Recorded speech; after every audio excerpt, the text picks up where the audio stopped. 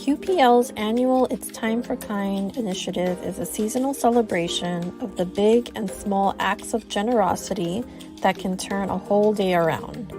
Attend programs for all ages that promote kindness, contribute to our annual canned food drive, share your kindness story on our kindness walls, and more. Visit queenslib.org/It's Time for Kind to learn more. Queens Public Library wishes you and your loved ones a very happy holiday. Throughout the season, we'll be offering a joyful and vibrant selection of all ages books, movies, music, crafts, programs, and more. Join us in the festivities, and thank you for being part of our community. For more information, visit queenslib.org/holidays 2022. Help us connect Queens residents to life-changing programs and services like this one. Now through December 31st, the impact of all gifts to the Queens Public Library Foundation will double through our matching gift challenge. To contribute, visit qplf.org/match 2022.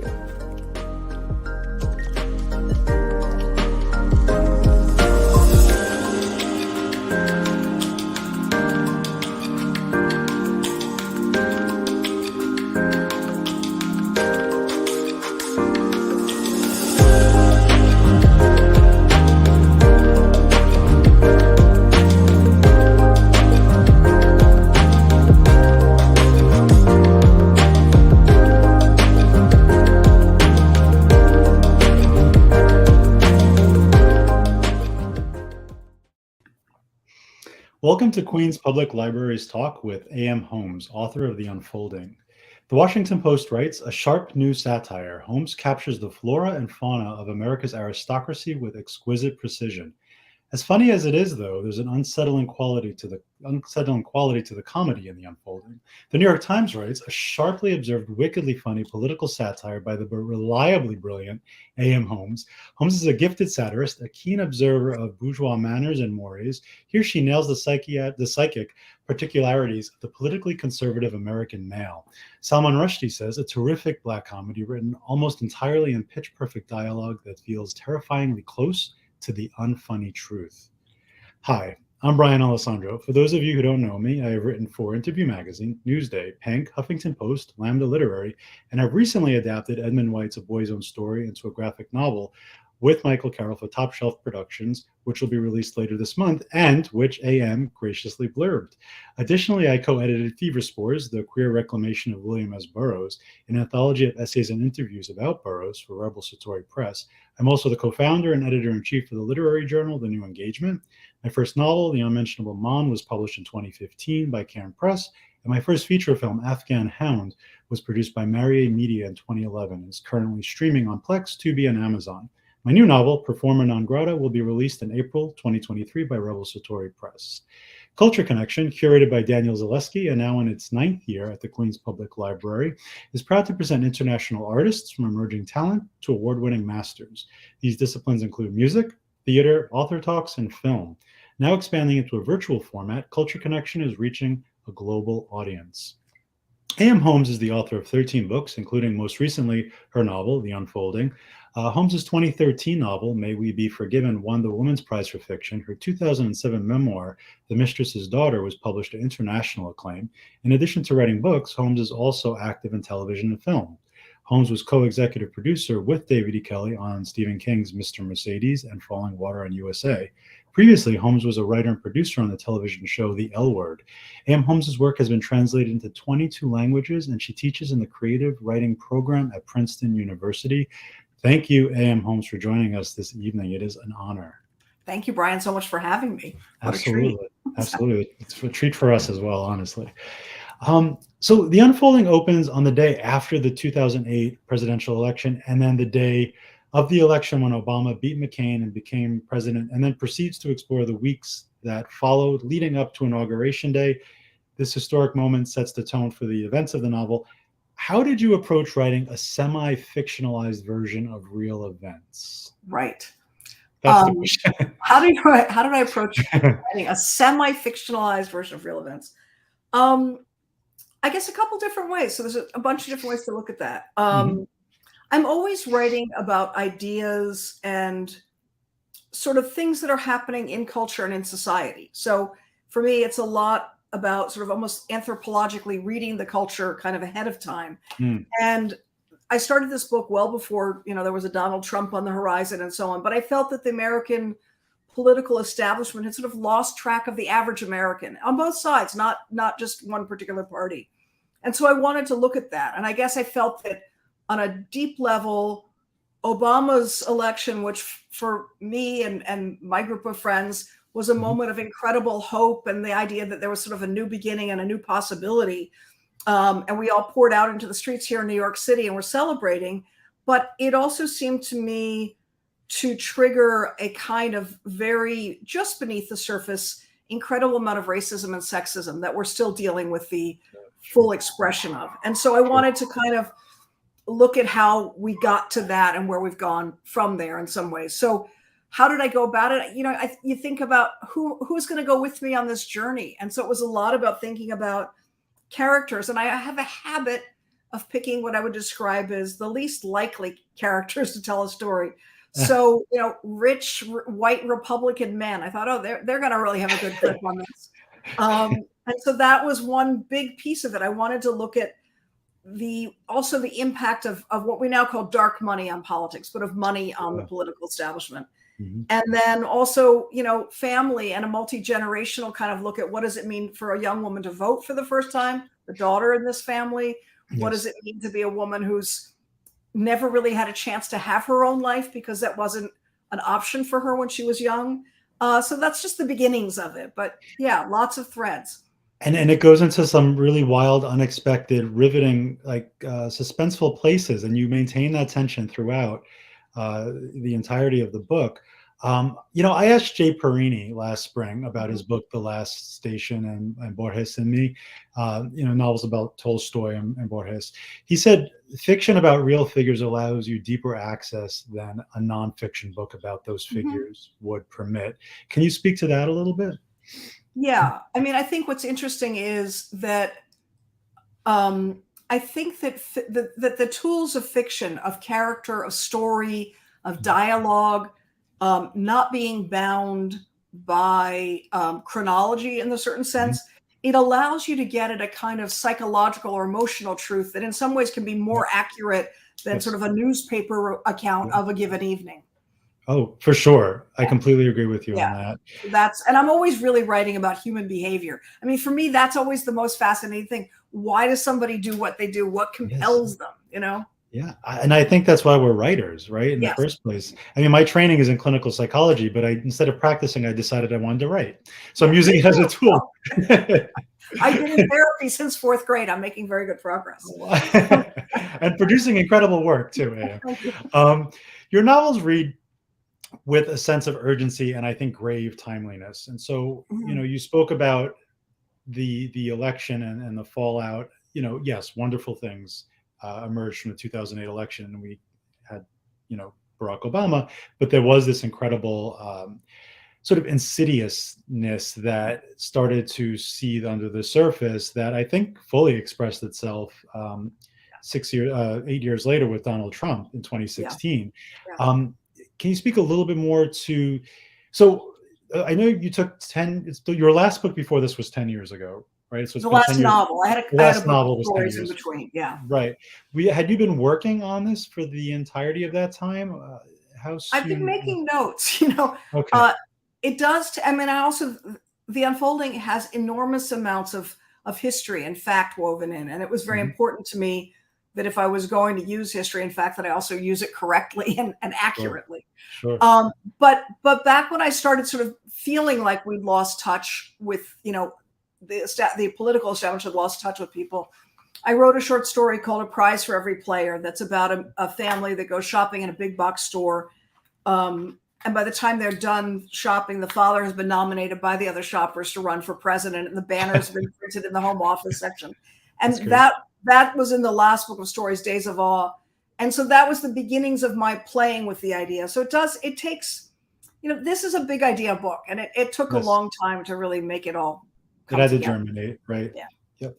Tell us about your protagonist. You call him the big guy. Yeah.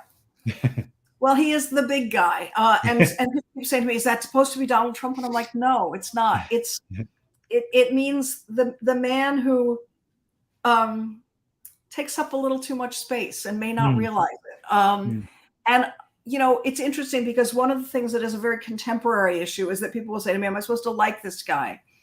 And other people are surprised that even though they don't like him in terms of they don't agree with his beliefs, they come to feel for him and they feel compassion for him. And again, I'm always writing about human life and human behavior. I don't think about, is my character likable? I think about, is the story I'm telling true for who they are? Is it organic to them? Does it tell their story? So the big guy is a wealthy man who earned a bunch of money and is concerned that when Obama's elected, that he's losing control over his vision of America and his version of America. And there is some truth to that, right? That, the older white man is going out of power. And that's kind of unbearable to him. And so he pulls together a cohort of similar-minded, very complex men that are sort of modeled on a group that Eisenhower actually pulled together near the end of his administration that were called the Eisenhower 10, that were meant to take over in the event of nuclear holocaust. Right. So, I mean, just, again, crazy history. Hysteria. Yeah. Yes, totally. Yeah.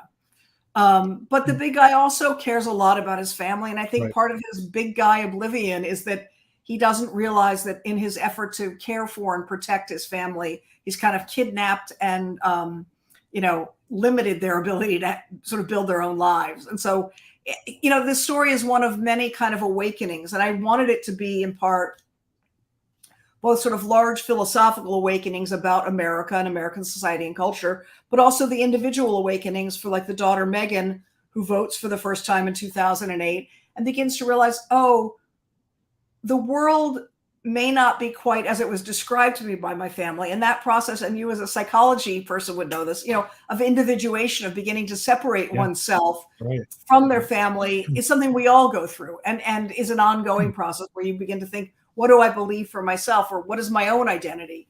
And so I wanted to write about that. And I wanted to write also about a woman who, Charlotte, the wife, is an alcoholic, and she has been self-medicating for many years and comes to realize that in order to stop that, she also has to take some control over her life and claim some agency for her ability to make decisions and move forward. So I wanted there to be this multi-generational element. So there's so many pieces to it, Brian. There is. It's almost puzzle-like in a way. You sort of, each chapter puts another piece together. But you touched on something that I wanted to delve a little bit more deeply with you, and it's something that's always on my mind as a writer, and that's this question of likability. This idea that we have to like the protagonist is kind of nonsensical to me. I don't think they have to be good people inherently. I think the challenge of writing a character, I know you don't like compliments, but one of the reasons you're one of my favorite living writers is because you do this thing fearlessly, where you explore the psyche and the lives and the behavior of characters that on the surface are extremely unlikable, but you're able to find empathy and depth and humanity in these characters. And was that scary to try to do, considering how reactionary our culture has become? Yeah. I'm putting it out there, right? Yeah. I mean, I would say on the one hand, it wasn't so much scary to do, and we can talk about that and sort of what I feel is important in that practice of inhabiting the other. But it definitely was scary. This is the first book I published that has no acknowledgments, because I didn't want to, as I would put it, drag my friends or my early readers or anyone into it, because I wasn't sure where it was going to land. And I could see ways in which, the content can be difficult for people. And so I am very aware of that. And I'm concerned about that too, because I think we're living at a time where instead of just saying, I don't agree with you and civilly, debating and arguing and deciding, okay, we're not going to come to consensus on this. We instead become very divided and increasingly violent, which I'm, really concerned about. I don't think that as a society we can move forward it with violence. I just think that's not, a viable option. So No. in that sense, I was concerned. I will say, going back to the notion of likability, I think about Dostoevsky and Crime and Punishment. You don't read that and go like, wow, what a great murderer. What a good guy. Yeah. All the books that stay with us throughout history are not necessarily filled with likable characters. No, look at Lolita, right? Yeah. Totally. Lolita. Yeah. No one goes like, Humbert, what a guy, Yeah. Hitting on those young girls. Not cool. Right. So I think that's one of the things to think about is, when we read, there are times that we read and are looking for our own reflection. And that is definitely something that's happening a lot right now. Yes. People are reading to see themselves. When I started reading, I was reading to see past myself. I still don't even know who myself is, but to read my way into the world and to read my way beyond my own experiences and into the lives of others. And I loved reading biographies, loved reading about anybody who was different than I am. Yeah. We have a lot of fear about difference right now.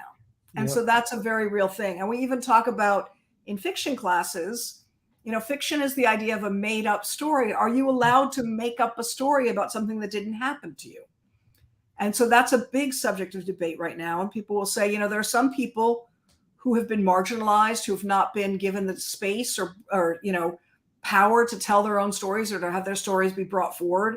And other people shouldn't tell them until they do. And I think I hear that and I understand it. And I think there should be space made for people to tell their stories. But I also think the idea of walking a mile in the shoes of someone else is really important, that we need to understand each other's experience and inhabit it and not just dismiss it. And I think that's what enhances empathy. Yeah. I think that enhances empathy. I always share this quote. I interviewed Zadie Smith 4 years ago, and she told me that the reason why she loves being a fiction writer is it allows her creative voyeurism to sort of, step into the shoes of someone who's so different from her. And her favorite character is Archie from White Teeth, who's a middle-aged white man. She said that gave her a portal to her father. And so I thought that was interesting. The idea of creative voyeurism. And, this novel is largely satiric. I mean, I think that's clear, but there's always the risk of someone misreading something and then maybe perhaps saying, oh, A.M. Homes is like extolling the virtues of conservatism or neoconservatisvism. Have you, I know the book's only been out for 3 months, but have you received any kind of feedback of misunderstanding and rancor as a result? Think I had an interesting conversation early on with a bookseller on a Zoom who was from the South. And the bookseller said, I found your book very difficult. And there's a few things I'd like to say about that, because on the one hand, I think that's okay. It's okay for a book to be difficult in any number of ways, right? Yeah. And then she said, I want to know who this book is for. And I thought, well, do you mean who am I rooting for? Or do you mean who is a likely reader of this book? And I think those are really interesting, very real questions. I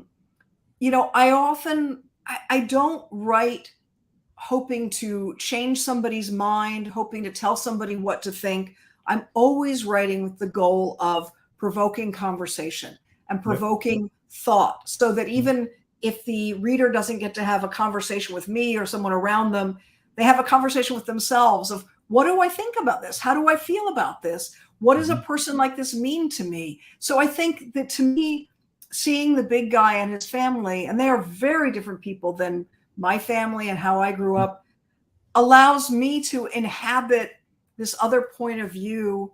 And yes, there's a lot of the book that is very funny, and that's also very intentional, because I will say, again, on a psychological level, if you can make people laugh, you can also be more serious. So that the laughter and the fun breaks the surface tension and allows us to cut more deeply. But within the book too, so there's this, just so, because not everyone watching us has read it, there is the story of the big guy and his wife Charlotte and his daughter Megan and their family, and the secrets in their family that are unfolding and coming out. And also this other story, which is a large scale story, of the big guy and the cohort of men that he taps to help him reclaim his version of America. And I wanted that group, because things were starting to get weird in this country as I was writing it. I wanted to push that out really into the satirical, because I didn't want to write in reaction to what was happening here. So I wanted the tone of that to be a little bit more heightened, and almost like Dr. Strangelove, the Peter Sellers. Yeah. There is definitely a quality of that. I thought about Strangelove a lot while I was reading it. Yes, and very much Burroughs as well. Actually, Burroughs is mentioned in there, and just this kind of absurd, heightened, not quite possible, and yet there's nothing in there that's not possible, if that makes sense. Oh, you know what I mean? Yeah. Never More Than Now. Right. That should be called the sequel. Never More Than Now. I'm just going to write that down. Thank you. I was wondering what to do next. That's great. Yeah. There really is an eerie realism to the conversations in this book, and to the point of a review that I read in Oprah Daily about, how anthropological it was. Mm-hmm. Can you tell us a little bit about your research? I mean, how did you get that sort of fly on the wall, intimate insight into that dialectic?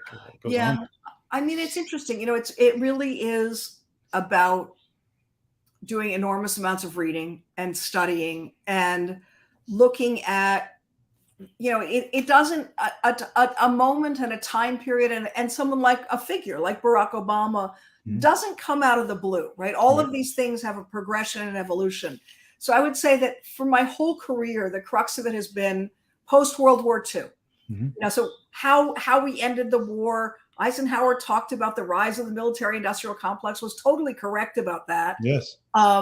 I grew up in Washington, D.C. in the 60s and 70s, so I was witness to Nixon and the strangeness of Watergate. That was my moral and political coming of age. Yeah. And so all of these things come together in a way that both the studying of the history of really looking back and thinking about how is the government run, how are decisions made, who funds that, back in 2008, if you gave a candidate $100,000, which to me is an enormous amount of money, that bought you enormous influence. You could go anywhere you wanted with the candidate. You could probably fly around in a plane, Recently, we've seen donations of dark money to like the Federalist Society of like over $1 billion at a time. The exponential growth of that money and the influence and what it buys in terms of, forget even advertising, propaganda and information and misinformation and spin is huge. So I was looking at all that too. I mean, there's, it's fascinating to me. And this is where like my brain, I'm like a geek because there are socio-political economic factors. This never gets talked about when you're writing fiction and teaching fiction. No one goes, what are the economics of this character's life? And I think the way somebody earns a living, the way somebody travels through the world changes everything. If you live in a one-bedroom apartment with 5 family members, your experience of privacy, of individuality, of food insecurity, every which thing is totally different than if you're living in a house in the suburbs. It's totally different if you're the one Black family living in a house in the suburbs in a really white neighborhood. It's totally different if you're the Jewish family, if you're the gay couple that thought like, hey, we've made it, we have our kids and we're here, and they're wondering, does everyone around us hate us? I mean, Right, sure. So I'm always looking at all of the different aspects because to me, all of that is what's fascinating. Yes. I mean, I love people and I love society. So I just want to explore it and then try to capture it at different points in time so that then we can keep looking at it and kind of see, how did we get here? Where are we going from here? Who are we to each other? And I think that's the real beauty of being able to write fiction, and particularly long form, like a novel, is that all the stuff you love and care about so much can be put into one project. Yeah. And that's what I love about it. Can you tell us a little bit about the meaning of the title, The Unfolding? The Unfolding. Sure. Book titles are hard. I mean, I think for me, it really was the way in which trying to look at, I think, where we have been. The title comes after you've been writing for a while, right? I mean, you have ideas about it. So when I look at Trump and where we came to, the book was, my fantasy was the book was going to come out before the last election. So before last November, and publishing, that's a lead time of about a year and all that stuff. So it didn't. So it was all done by January 6th. And when that was happening, I was like, uh-oh. And my friend says to me, "Aren't you glad it didn't come out? You'd be in so much trouble now." Like, Oh my people would think you caused this. God. So I think the unfolding for me is really about sort of beginning to unpack, how we got to this moment of such an incredible divide, and also within the family. There's a very sort of intimate, personal family story. And what's fascinating to me is the way in which, as this family kind of comes undone and their secrets come out, and Charlotte goes and gets help for her alcoholism, and Meghan begins to realize that she doesn't really see the world the same way as her family. She never knew that was an option, that there was another point of view. As all that's happening, it is unfolding. But interestingly, as all this sort of truth comes out, they also know each other better, and they're actually closer to each other than ever before. And so that interests me.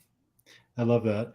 There's a real sense of dread and fear and paranoia that runs through the book on the part of the characters, the conservative characters. Yeah. Why do you think the 2008 win for Obama was so terrifying to them? I mean, you intimated before that it was because they felt like they were losing their grip.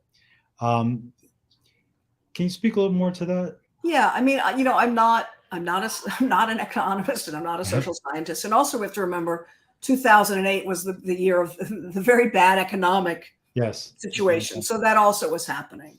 And I think that was very scary for everybody. I mean, I think that, to me, and it's not really overtly spoken about in the novel, but that was a moment where certainly it became clear that we are no longer living in a national economy, but we are living in a global economy. And we began to see, like, if something goes really wrong in another country, it affects everybody. Yes. And we still haven't fully accepted that, by the way, at the moment. We're still a little like, where are we getting our gas from? Where are we doing this from? Yeah, sure. And then, what does it mean to have conflict? And this applies. I mean, what I love too is like the very large scale of like, what does it mean to have conflict with other countries? And then what does it mean to have conflict within your family, right? These are very small. The micro and the macro. Yeah. Exactly. And so that was important to me. So, I think I'm just always sort of looking at that. And I also, this is a sort of a non sequitur, but it was important to me also, historically in this country, women don't write the big, great American novels. Women are theoretically supposed to write the smaller scale, intimate domestic novel. And I really wanted to claim the space of both forms. I wanted to claim the space of the large scale, Tom Wolfe, Norman Mailer, Don DeLillo, Jonathan Franzen, whatever you want to call it, those big sweeping novels, but also not lose track of the family and the intimate domestic life, because I think our domestic lives are interwoven, and there is no escaping that. And for many years, I mean, certainly the political establishment and the white male establishment didn't really want to acknowledge the domestic, both in terms of its you can look at it as anything from like healthcare and education, whatever. They're like, let's just build more missiles, I just a final word about the unfolding before we move on to some other thoughts. For me, as I was reading, I kept thinking that it's saying something elliptical about the American dream as portrayed as a kind of egotistical and dangerous delusion, disguised as righteousness. That was something I came away from, and that's what really impressed me, is that you can do that. There's always like very ineffable thing that you're able to put your finger on and then blow it up, which is really exciting. So, well, I love the American dream. I really do. And I think what's interesting is also, and you were asking about, 2008 and the realization too, when these men talk about reclaiming America, and we've had this recently when people talk about democracy. My editor called, one of my editors in England, and said, "I'm so confused. Something's wrong." I said, "What is it?" She said, "These men keep saying they want to protect and preserve democracy, but they seem to be making a plan to overthrow democracy." And I go, "Oh, you're not confused at all." That's exactly it. Yeah. And she said, "Well, how's that possible?" I said, "Because it now means different things to different people." The idea that one person's democracy or one person's dream is not a singular item is both important, and I think even that scares people, because they want to believe that we all agree and want this one thing. And I think, that dream, we all have different dreams, and we have to remember that it's a dream. It's not an entitlement. Yeah. It's not a reality. It's an idea. And I'm afraid to ask this question because it's large and I feel like it'll end up monopolizing the rest of our hour. But do you fear that this could give way ultimately to a kind of, well, we already are there on some level, but a nihilism? I hope not. I mean, I think, as much as I would say I am a believer in the dream. And I think that also looking at it just in terms of the book, the reason in part that Megan is there, the young woman character, is as a kind of ballast to, I think we're at a moment really where we're at a multi-generational kind of dividing point. And I think the younger people among us have more tolerance, I think, for things, certainly for gender and sexuality, and certainly for the young people I know, they are, not racist. They're not, anti-Semitic. They're really open-hearted and welcoming, and they're worried about the world that they're going to be living in, the climate, all of it. So I think that in that sense, that is my hope, that youth and just the desire to live and succeed gives some power to the next generation. I think the rest of us have to get out of the way pretty quick. Yeah, I think that's fair and sensible. I know you participated in the PEN America Free Speech Rally at the New York Public Library in honor of Salman Rushdie after he was attacked in early August. In addition to that attack, we're also seeing a shocking number of books being banned in schools across many states. What are your thoughts about literature and open expression being under fire in a really aggressive way right now? Right. It concerns me. I would say that I think the right to free speech, even if we don't like what the speech is very important. The idea that people should decide what books a person has access to, and that a librarian who's doing her job can be held responsible for, giving a child the wrong books. I don't think literature is harmful. I don't think reading a book hurts somebody. I think that people find themselves.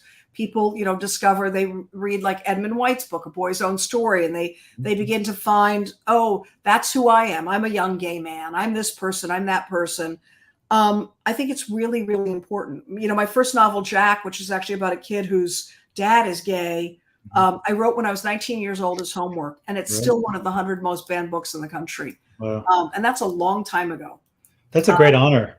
It feels like a very sweet book about a boy who comes to realize. And the funny thing is, the book is really about bias, and it's about recognizing bias.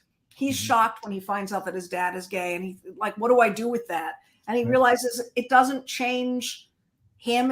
His dad is not a different person now. He now knows him in a different way and knows something about him. But the fundamentals of who he is and his qualities as a human are not different. You wrote and produced for a very popular show on Showtime called The L Word for 2 seasons, I believe. Am I correct in that? Longer, but yeah. Longer, okay. Yeah. So the show itself ran from 2004 to 2009 or thereabouts. How did you become involved? Because you weren't there at inception, right? You came a little bit afterward, is that? I came a little bit later. How did I get involved? I thought TV is a world of catch-22, and they used to say you can't work in TV until you've worked in TV.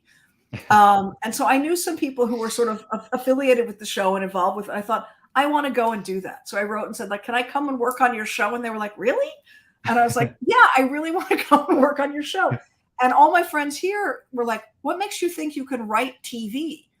And I said to them, what makes you think I can have a job? Because I thought the most scary idea wasn't like changing forms or writing for TV, but it was like sitting upright all day and being in an office with other people. I spent a lot of time alone. And I would say I loved it. I mean, I loved the fact that you could, you sit in an office, they bring you snacks and coffee all the time, and you make up stuff and someone writes it down, and then like a few weeks later they're filming it. Was there like a writer's room, or did you? Absolutely. There was a writer's room in Los Angeles, and I went out there and I was living at the Chateau Marmont. Oh, nice. Exactly. So yeah. Cool. Yeah. I'm working on a book about that. So I would get up at like 5 a.m. to work on that book. And then I'd go to work and I'd come back to the hotel pretty late. And I would literally just have like a bowl of spaghetti in the corner. And the hotel manager would come in and go like, your friends are over there. I'm like, no friends. It was amazing. I loved it. Whereas novel writing is intensely solitary. TV Yeah. writing, I guess, is pretty collaborative, right? It's pretty intensely It's collaborative. deeply collaborative. Yeah. And it's fast. I mean, I would say in some ways it reminds me of, like, it used to be when you wrote for magazines, which you've done, that you'd get notes back really quickly and you'd be turned around or whatever. In TV, it either happens or it doesn't happen quickly. Mm. And I also got to spend time both on that show and then on other shows on the set. And that's also really interesting.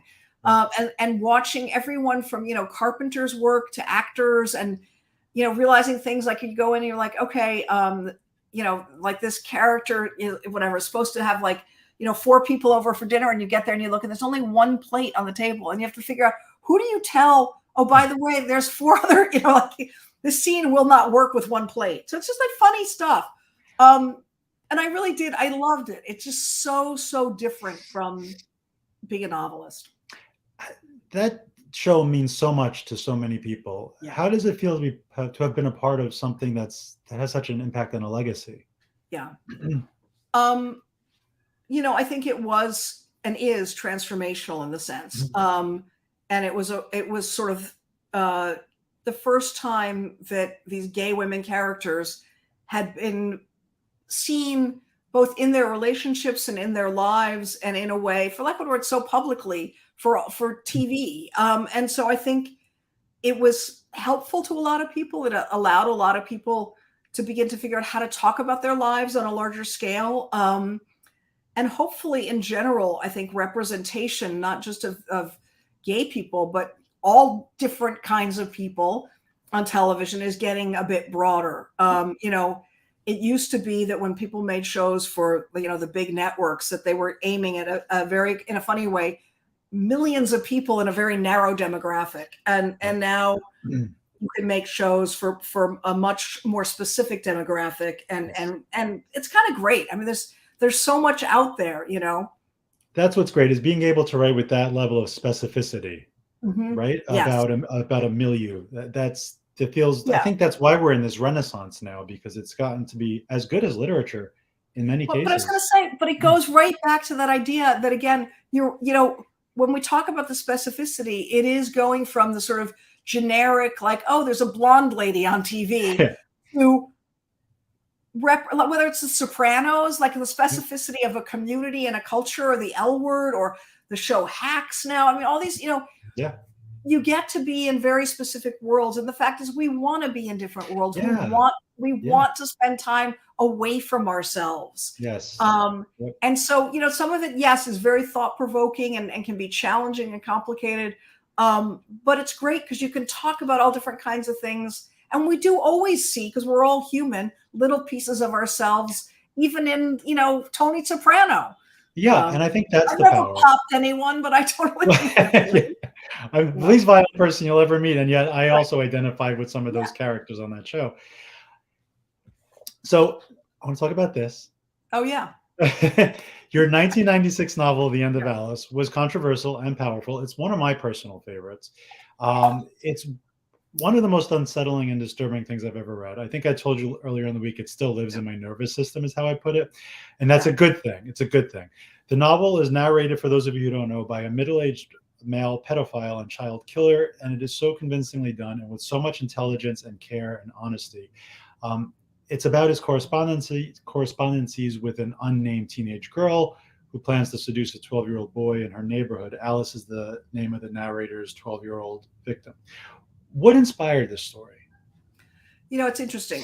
Again, I'm always reading the culture. So there was a moment quite a long time ago, which some people will remember, when Robert Mapplethorpe's show at the Corcoran Museum was shut down. Yeah. And there was the moral majority, and a lot of people talking about what we could and couldn't see. And then at the same time, things were happening, like Madonna published her sex book, which is a photographs. But I thought, what makes this sexy? Why is this sexy? And then things were happening, like, Katie Beers, a little girl, was kidnapped and held in someone's basement on Long Island.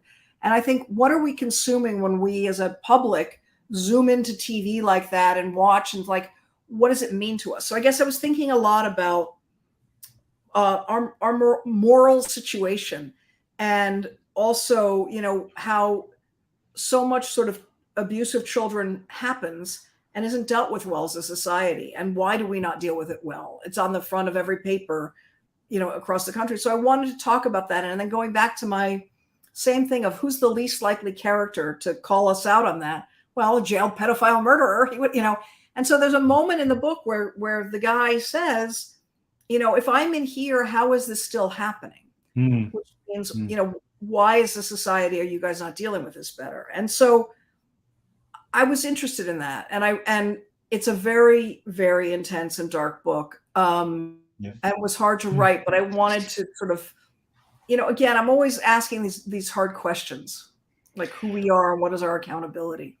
Speaking of the difficulty of that, how did you access such characters, and what was it like living, because it takes a while to write a novel, living in such a dark place in order to fully develop it? Yeah, it was difficult. I mean, in terms of, again, access and so on, enormous amounts of research, many, many notebooks worth of writing stuff down and so on. And then, I remember I did a lot of the research at the Columbia University Library. And then there was a moment when I thought, okay, you have so much research, but you don't have a book. And, how are you going to do that? So going to that idea of what is true or organic to this character, and trying to sort of give the character the time and space to tell his story. And it was hard. And that was scary. That book was very scary to write. Sure. And I was often up at this artist colony, Yaddo, in upstate New York. Yeah. And I had a friend who was working in publishing. And we used to, there was a phone booth. This was before cell phones. And I would go into the phone booth and I would call her and I would read her things. And she could have really derailed me. I mean, she could have just put the kibosh on the whole book. And she would always go, that's very powerful. That's very strong. That's very interesting. Just keep going. Yeah, well, good. Okay. Because I would freak myself out. I mean, I would totally, totally freak myself out writing it. Yeah. Those kinds of relationships are really valuable, to sort of hold your hand through scary projects. Totally. And it's funny, I was thinking about this friend. I've not seen her in many years. The other night, and I looked up and I thought, where is she now? Where's she working? And she's like a 4th grade school teacher somewhere. Oh, I thought, that's cool. That is cool. Yeah. I like that. What was the reaction from readers and critics like for you? I know there was some very strong reactions. Yeah. I mean, I think it's interesting because in the US, we got some very positive reviews and some very negative reviews. And the publisher didn't know what to do. I said, use them both, because that's the way to talk about the book. It's not a book that I need people to love. It's not lovable. It is complicated and challenging and difficult. And I think it's important to acknowledge that. In England, they called for a ban of the book, and it caused a sort of a big frenzy. And in some countries, it was banned for a while. It took 17 years to come out in France, which is interesting to me because that's where Lolita first came out. I was just going to say the French are usually the least timid about this sort of stuff. Wow. But the issues about child abuse and stuff in the church is, close to top of mind. And I will say, so it took 17 years to come out in France. Gosh. And even then when it came out, it's still shocking. And it is still shocking because the underlying problems as a society, we've not really dealt with that well. I agree. Your 2007 memoir, The Mistress's Daughter, explores your adoption and reconnecting with your biological parents late in your 20s. Please talk to us a little bit about what the research and writing process for that project was like for you. Sure. So it's funny because I mostly until then had been really a novelist. And I would say I had this experience where my biological mother came and found me really out of the blue. So I grew up knowing I was adopted and a little bit about my background, but not that much. And I had to try to figure out how to find language for that experience. And so when I started writing it, I wasn't even sure necessarily I was going to publish it, but I thought I was aware of how time changes things. And I thought, so I need to capture these things where they are now and how I'm feeling them now, because I know that more things in life will happen and that those moments will then shift again. And so, I started writing about it. And at the time, when I showed it to people, they were like, oh, man, no, this isn't good. This is too raw. This is too unprocessed. You should write about it like looking back on it in retrospect.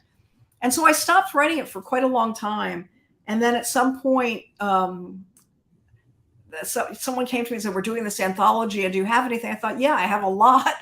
And I went back and looked at it. I thought, oh, it's the same. I wouldn't change it, because when something happens that is traumatic, it stays in that time frame. It doesn't change over time. And I thought, there isn't a sort of processed version of it that I want to tell. I want to tell what happened. And so the sort of first part of the book is the story of being found.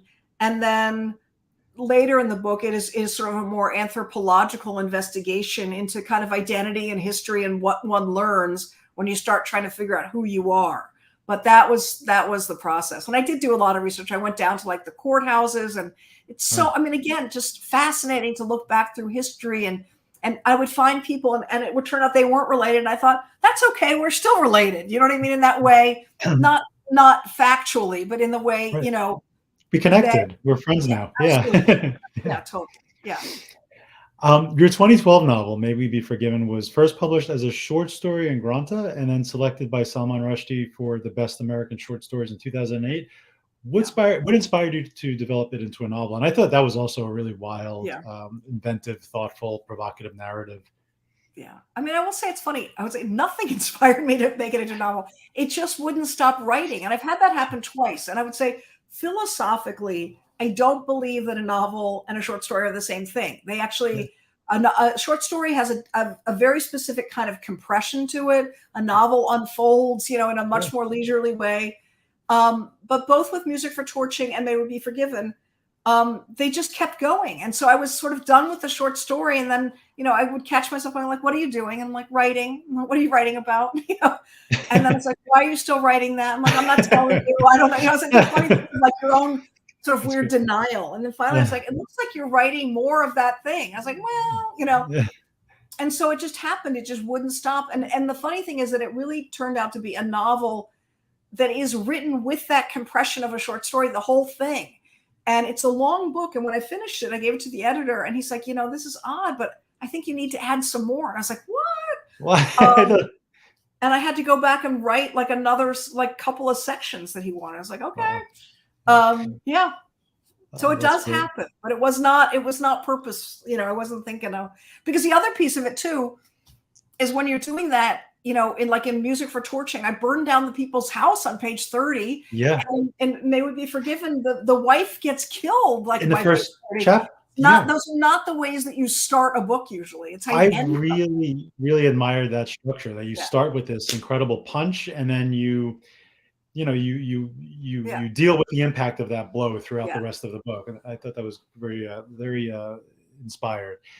You also worked with David E. Kelley on Mr. Mercedes, which was based on Stephen King's novel, as a writer and executive producer.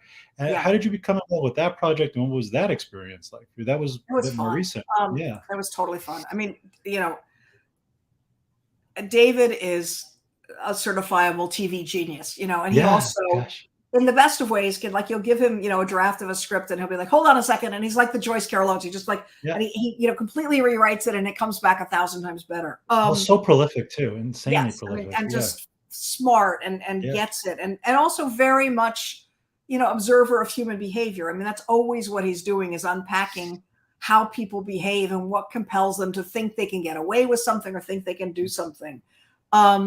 So it was a lot of fun. And Mr. Mercedes, it's interesting because that particular set of Stephen King sort of books was also written in a way that I would say in some ways the characters were, to me, not as dimensional as they could have been. Like there was more to do. So then we would be writing in the thing, and I would write something, and the other writers would be like, that doesn't happen in the book. I'm like, I know. It's not. I'm adding it. That's what it is. We add stuff. And I really do feel that. I mean, I think that when you're writing or adapting somebody's work, there's nothing worse than a literal adaptation of something. It's not fun. It doesn't work. You need to expand and add other elements to who they are. You know, what works on a page doesn't always work on a screen. And that's, again, for me, part of the fun of getting to work in all these different medium is to realize the terms of each one. Like the last couple of years, I've done a couple operas, and that's so completely different from anything else, because you have to leave room for music. You have to leave room for the fact that things that are sung take longer than to sing than to say? Yeah. And also, what is the action? What are the stage movements? What is the lighting? What is the, Sure. what is all that? So that to me is super cool.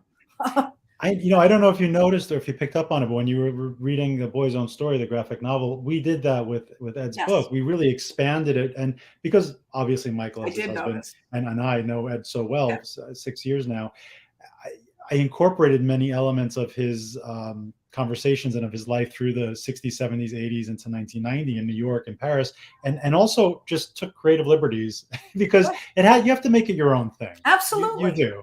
You can't just be a literal transcription. No. But this was so you're a novelist adapting another novelist's book into a television show. Did you hear from Stephen King at all? I think he's happy with him. Yeah. Okay. I mean, I have to say, when I've had work adapted by others, which I have, I just think let another artist in another medium take it and make their thing out of it. It's not my thing anymore. I made my thing.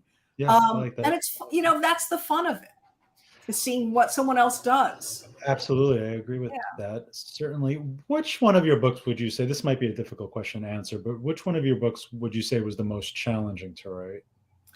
They all have different challenges. I get that. Yeah. I mean, I would say most challenging were probably End of Alice and then The Unfolding for different reasons. The Unfolding, because the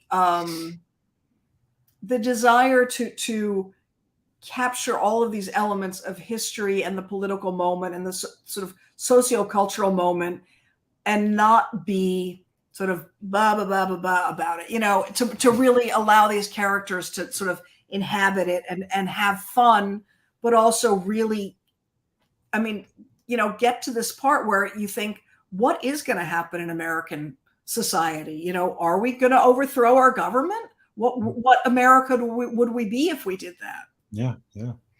So. You're currently teaching creative writing at Princeton. How do you enjoy teaching? I love it.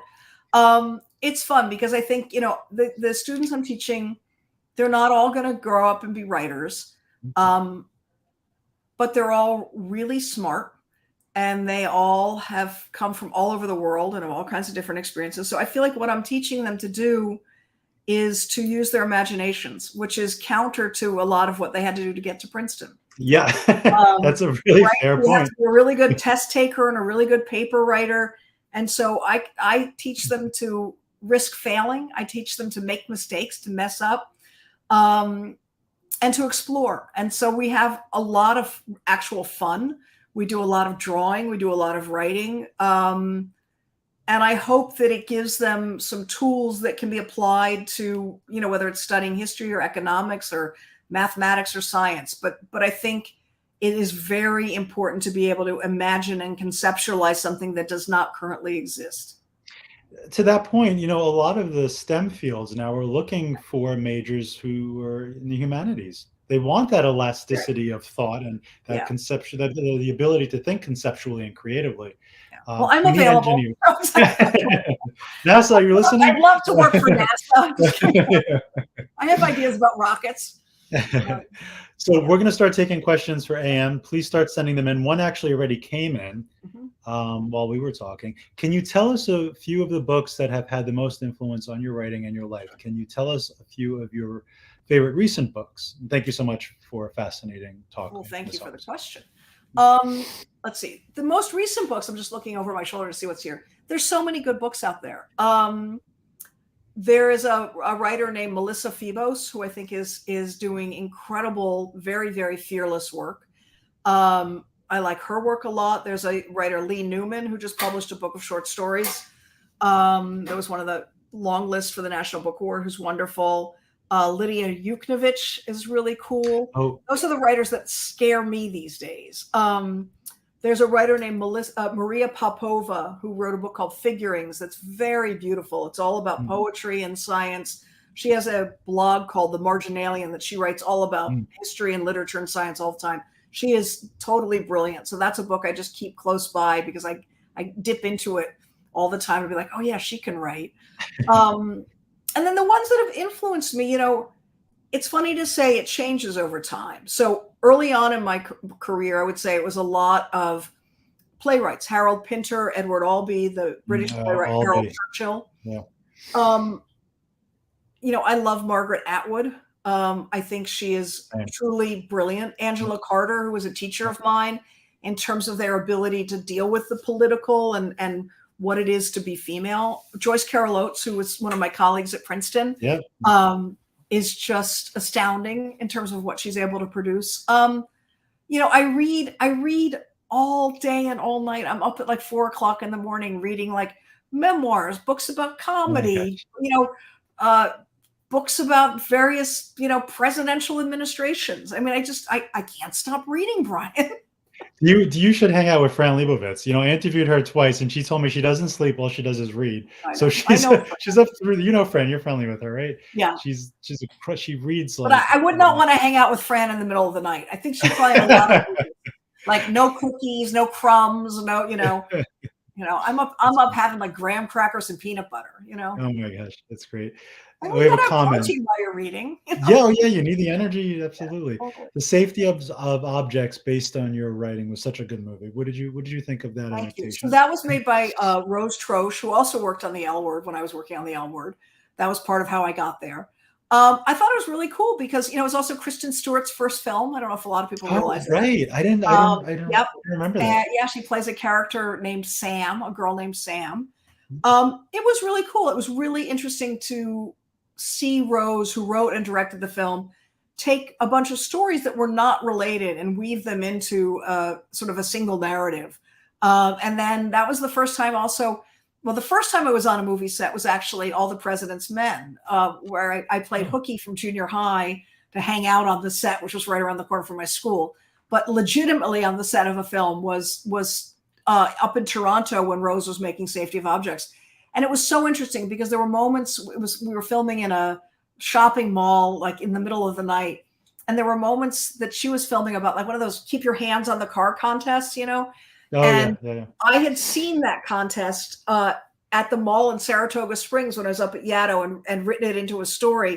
And I thought, wow, you could write things in a story. And then like however many years later, all of a sudden in the middle of the night, you're in a mall and Glenn Close is there and all these movie stars are there and they're doing the same thing.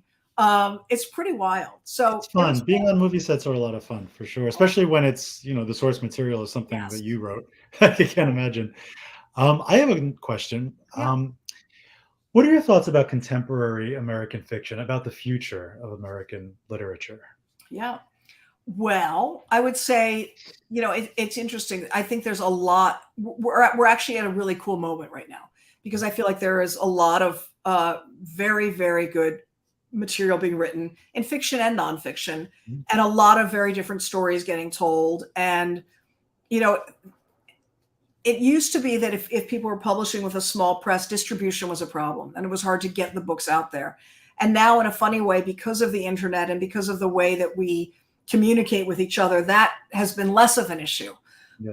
So that there are more, sort of paths forward. So I'm actually excited about that. And I'm really blown away. Like I there's moments where you go like, well, we had the pandemic and so on. When I'm deep in a book, I don't read that much fiction when I'm writing because I'm writing and I'm, researching and so on all the time. So when I come out and all of a sudden I'm like, wait, who are these writers that just started happening while it was like underground? And honestly, I'm blown away, totally blown away. It's great.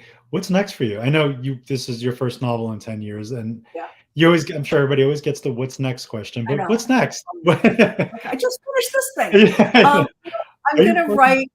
I want to write about creativity. I want to write about creative process and so sort of a book about writing and that sort of, I guess is to encourage others to write and take risk in thought and risk in literature. And that'll probably be tied in a way a little bit with some autobiographical stuff. And then, I don't know, some people are like, oh, they want more of this particular book. They're like, is there more of Megan? Is there more of this? So we'll see. I don't really fully know. I've got lots of, you can't see them, but behind me, there's lots of notebooks and that are filled with thoughts. So we'll get there. Yeah, well, very exciting. AM, thank you so much for this discussion. It's been really wonderful. I appreciate it. Brian, thank you so much for having me. And thank you, Queens Public Library. Public libraries rock. They do. Yes, they do. And thank you, everybody, for watching. Have a good, safe weekend. Take care, everyone. Thank you so much. Goodbye.